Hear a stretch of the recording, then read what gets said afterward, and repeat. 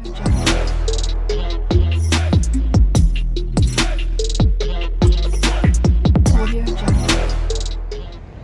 Morning, আশা করি সবাই ভালোই আছো। লাইফস্টাইল উইথ মুনমুন রায়ের আরেকটা নতুন ব্লগে তোমাদেরকে স্বাগত জানাচ্ছি। আজকে এই মুহূর্তে এখন দাঁড়িয়ে রয়েছি আমি দিরাঙে, যেখানটাতে আমরা কালকে ছিলাম। সেখানে সন্ধ্যে থেকেই বৃষ্টি হচ্ছিল, পুরোটা দেখাতেও পারিনি। আজকে একবার তো নিশ্চয়ই পুরোটা দেখিয়ে দেব তোমাদেরকে। তো এই যে জায়গায় ছিলাম সেটার নাম হচ্ছে দিরাং বুটিক কটেজেস। তো এমনি সমস্ত কিছু আমাদের ভালোই লেগেছে। আজকের দিনটা আমাদের এখানে থাকার কথা ছিল, এখান থেকে সাইট সিন করার কথা ছিল, কিন্তু আমরা এখন ব্রেকফাস্ট করে বেরিয়ে যাচ্ছি। কেন বেরিয়ে যাচ্ছি, কারণটা কি, যাই হোক আমি সেটা পরে তোমাদেরকে শেয়ার করছি। বাকি আমি পুরোটা তোমাদের একবার ঘুরিয়ে দেখাবো। পুরো জায়গাটা অসম্ভব সুন্দর। এখানকার প্রাকৃতিক দৃশ্য সম্পর্কে আমার বলার কোনো ভাষাই নেই। খুব খুব ভালো, কিন্তু আমাদের একটা প্রবলেম হয়েছে, তার জন্য আমাদের বেরিয়ে যেতে হচ্ছে। তো চলো আগে সবটা দেখিয়ে দিই তোমাদের। এই ঝুলন্ত ব্রিজের ওপারটাতে গাড়ি রেখে কালকে আমরা হেঁটে হেঁটে এপারে এসেছিলাম। এসে এই হোমস্টেটা রয়েছে এখানে। অসম্ভব ভালো জায়গায় একটা হোমস্টে, চারদিকে পাহাড় আর নিচে বয়ে চলেছে দিরাং নদী, তার উপরে এই ঝুলন্ত ব্রিজ। প্রাকৃতিক সৌন্দর্য অসাধারণ অসাধারণ। পুরোটা দেখো তোমরা।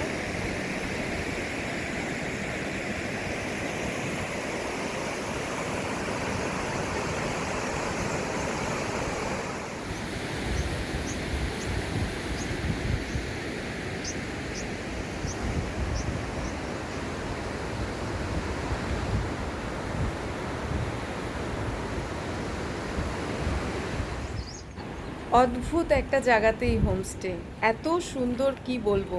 চারদিকে পাহাড়ে ঘেরা আর তার পাশ দিয়ে দিরাং নদী বয়ে চলেছে, খুব সুন্দর। আর এখানে 3-4 জন মহিলা আছেন দায়িত্বে।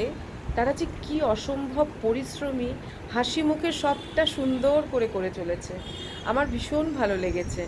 এবার বাকি যা যা রয়েছে, রিসেপশন, খাবার জায়গা এবং কটেজেসগুলো, সেগুলো সব তোমাদের সঙ্গে শেয়ার করছি।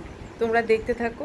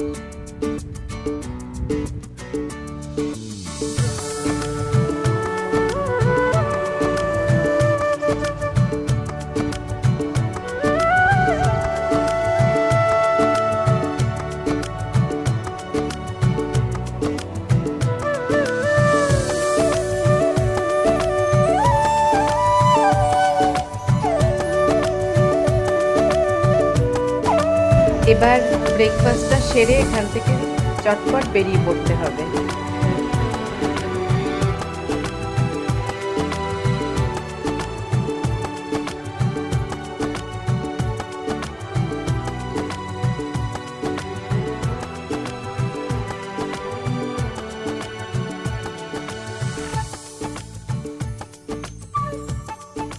যে কারণে আমরা আগের হোমস্টে থেকে বেরিয়ে আসতে বাধ্য হলাম, সেটা হচ্ছে কালকে সন্ধ্যের থেকে ওখানে কোনো রকম কারেন্ট ছিল না। পুরোটাই আমরা অন্ধকারের মধ্যে ছিলাম কোনোভাবে। তারপরে গরম জল পাওয়া যাচ্ছিল না, যা হয় আর কি। বড় একটা কোনো জায়গাতে কোনো কারেন্টের প্রবলেম হয়েছে, যার জন্য সারা রাত কারেন্ট আসেনি। আমরা বাধ্য হয়ে ওখান থেকে বেরিয়ে আমাদের সাধনদা, আমাদের সারথি, নিয়ে এলো হচ্ছে এই কুংজাং হোমস্টে। এখানটাতেই একমাত্র 2টো রুম আমরা পেয়ে গেলাম লাকিলি, কারণ এখন মোটামুটি কাছাকাছি যা যা হোমস্টে আছে সমস্তটা হচ্ছে মানে বুকড আর কি। কিন্তু এই জায়গাটাতে এসেও একটা অসাধারণ ভিউ পাচ্ছি এবং এইটা আমাদেরও দারুণ লাগছে। যে কালকে একটা জায়গায় ছিলাম, সেটাও ভীষণ সুন্দর ছিল। ওনাদের তো কিছু করার নেই, ওনারা অপারক, আমরা বাধ্য হলাম ওখান থেকে বেরিয়ে আসতে। এই জায়গাটাও দুর্দান্ত, এখান থেকেও অসাধারণ ভিউ। এবার তোমাদের একটু ঘরটা দেখিয়ে দিই।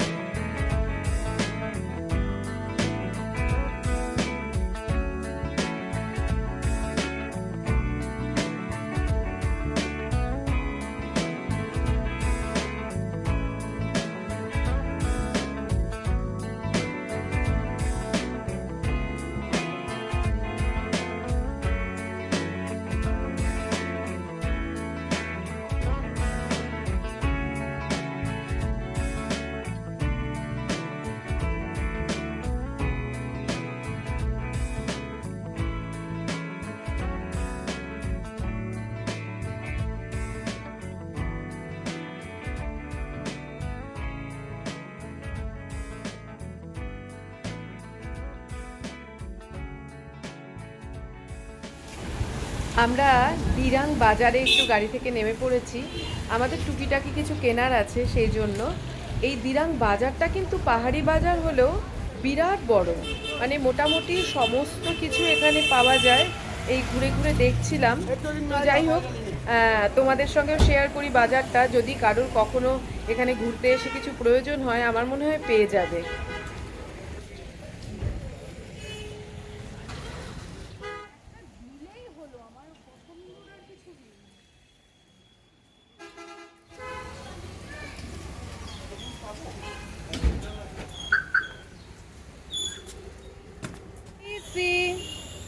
লিসি, ওলি বাবালি।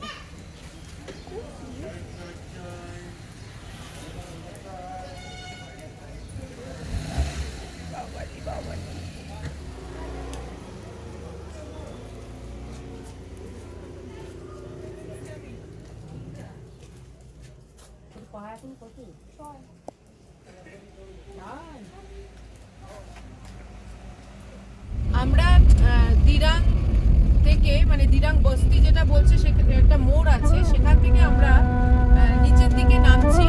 এখন যাচ্ছি হচ্ছে শান্তি ভ্যালি, আর সোজা রাস্তাটা চলে গেছে দিরাং বাজার। সেখানটাতেও আমরা গেছিলাম, আমাদের টুকটাক কেনাকাটার ছিল, তো সেটা করে এবার আমরা যাচ্ছি হচ্ছে শান্তি ভ্যালি। নিচের দিকে নামছি এখন।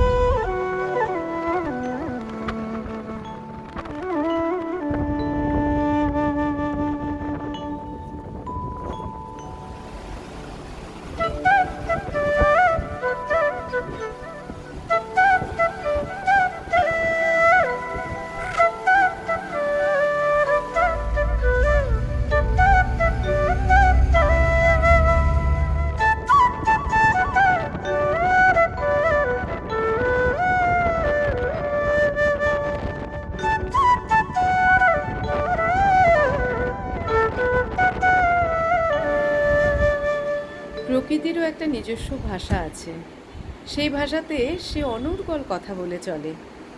যারা বুঝতে পারে তারা বারবার ফিরে আসে প্রকৃতির কাছে।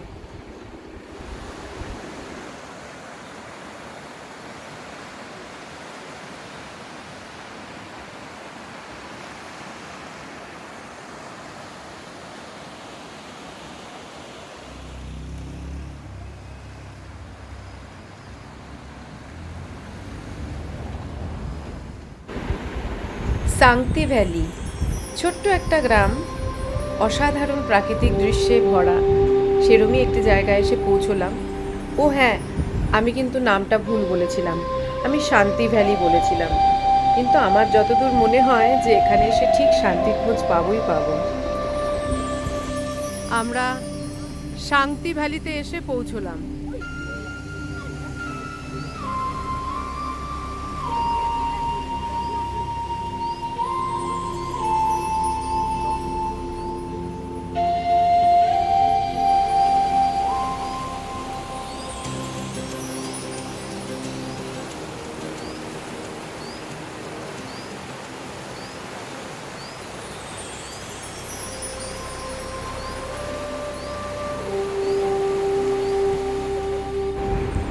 সাংতি ভ্যালি সত্যি একটা শান্তির জায়গা। অসাধারণ লাগছে আমাদের এখানে এসে, মানে মনে হচ্ছে থেকে যাই দুদিন। অসাধারণ, সত্যি বলছি। দিরাঙে যদি কেউ কখনো আসো ঘুরতে, এই জায়গাটা একবার ঘুরে যেও, খুব ভালো লাগবে।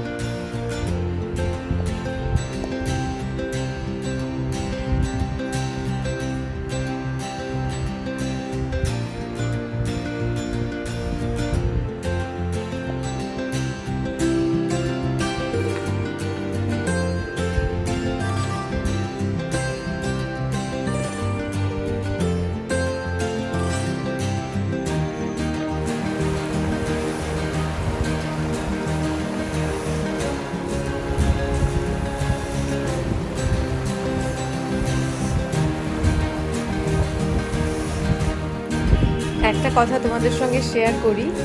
এই যে বাড়িটা দেখছো, তো এটা আমি দূর থেকে দেখতে পেয়েছিলাম। আমার বুবুন, গজু তিনজনেরই একটু ওয়াশরুমে যাওয়ার প্রয়োজন হয়ে পড়েছিল, কিন্তু বুঝতেই পারছিলাম না কোথায় যাই। তো একবার ভাবলাম যে এখানটায় আসি, এসে একবার রিকোয়েস্ট করি। তো রিকোয়েস্ট করার সঙ্গে সঙ্গে ওরা ওয়াশরুম খুলে দিল আমাদেরকে, আমরা ইউজ করলাম। একবারও জিজ্ঞেসও করলো না যে কোথা থেকে এসছি, কী ব্যাপার। একদম সোজা আমরা ঘরের ভেতর দিয়ে ঢুকে পড়লাম, সেখানটাতে গিয়ে ওয়াশরুম ইউজ করলাম, বেরোলাম। খুব মিষ্টি একটা ব্যবহার, সুইট করে হাসছিল। আসলে এমন জায়গাতে ওরা থাকে যে ওরা সকলকে বিশ্বাস করে, নিজেরাও সেই রকমই মানুষ, অসম্ভব বড় মনের মানুষ।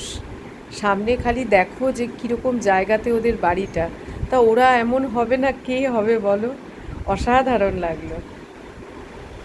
সাংতি ভ্যালি থেকে বেরিয়ে পড়লাম। এবার আমরা যাব হচ্ছে দিরাং মনেস্ট্রির দিকে।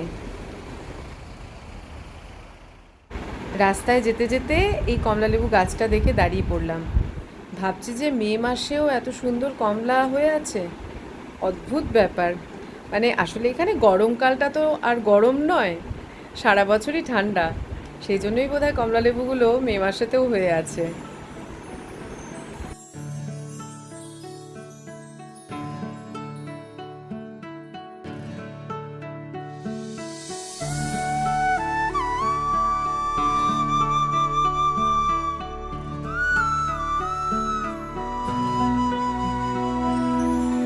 দিরাং মনেস্ট্রিতে ঢোকার একটা গেট তৈরি করা হচ্ছে এখানে, অনেকটাই বড়। আর এই সামনেই হচ্ছে মনেস্ট্রি। আমরা এখন গাড়ি থেকে নামবো। এখন কিন্তু খুব জোরে বৃষ্টি হচ্ছে। যাই হোক, আমাদের সঙ্গে ছাতা আছে, আমরা পুরো অরুণাচল ট্রিপের জন্য ছাতা ক্যারি করছি, কারণ এই সময়টাতে কিন্তু অরুণাচলে বৃষ্টি যখন তখন নামতেই পারে। এখন ভেতরটাতে যাচ্ছি। দিরাং মনেস্ট্রির আরেকটা নাম হচ্ছে থুকসুং ধর্গেলিং। এখানে বৌদ্ধ ধর্ম অধ্যয়নের জন্য একটা শিক্ষা প্রতিষ্ঠানও আছে। আর এই দিরাং শহরের যে কোনো প্রান্ত থেকেই কিন্তু এই মনেস্ট্রিটা দেখা যায়, মানে এতটাই ওপরে এই মনেস্ট্রি রয়েছে। আর চারদিকে ভীষণ সুন্দর দৃশ্য, মনোরম দৃশ্য। সামনে একটা বড় মাঠ, বাচ্চারা খেলা করছে এখানে।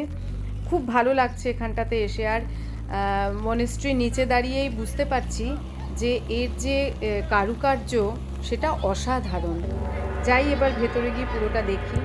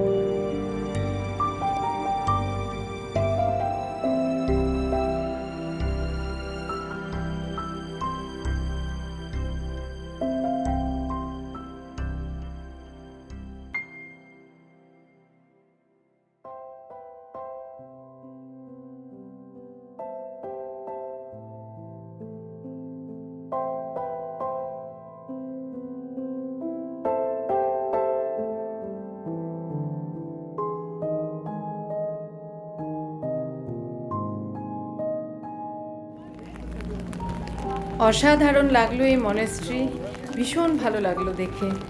আর এখন বেরিয়ে পড়েছি আমরা, খেতে হবে কিছু, খুব খিদে পেয়ে গেছে। ঝমঝম করে বৃষ্টি পড়ছে, আকাশ দেখে বুঝতেই পারছো। দিরাং বাজারের ওখানে একটা ক্যাফে আসার সময় দেখে এসেছিলাম, তো আমরা ঠিক করেছি আজকে ওখানেই যাব আর ওখানেই আজকে আমরা খাবো হালকা কিছু আর কি। চলে এসেছি কফি কর্নার, এখানেই আজকে খাওয়া দাওয়া করবো।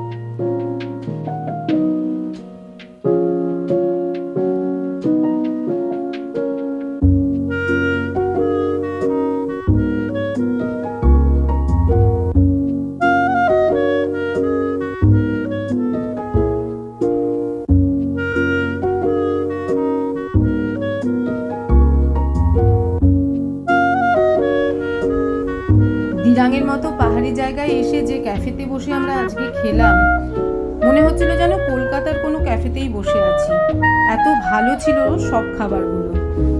আর দিরাংয়ের অভিজ্ঞতা সত্যি অসাধারণ হলো আমাদের। এবার তোমাদের কাছে আমার একটাই রিকোয়েস্ট রইল, প্লিজ আমার পাশে একটু থেকো তোমরা। আমার এই ভিডিওর কিছু ভালো লেগে থাকলে আমার চ্যানেলটাকে তোমরা সাবস্ক্রাইব করো, লাইক করো, কমেন্ট করো, শেয়ার করো, আর বেল আইকনটা অবশ্যই একবার ক্লিক করে দিও, তাহলে নতুন ভিডিও যখনই আমি দেবো তার নোটিফিকেশান পেয়ে যাবে তোমরা। দেখা হচ্ছে আরেকটা নতুন ব্লগে, ততক্ষণের জন্য টাটা।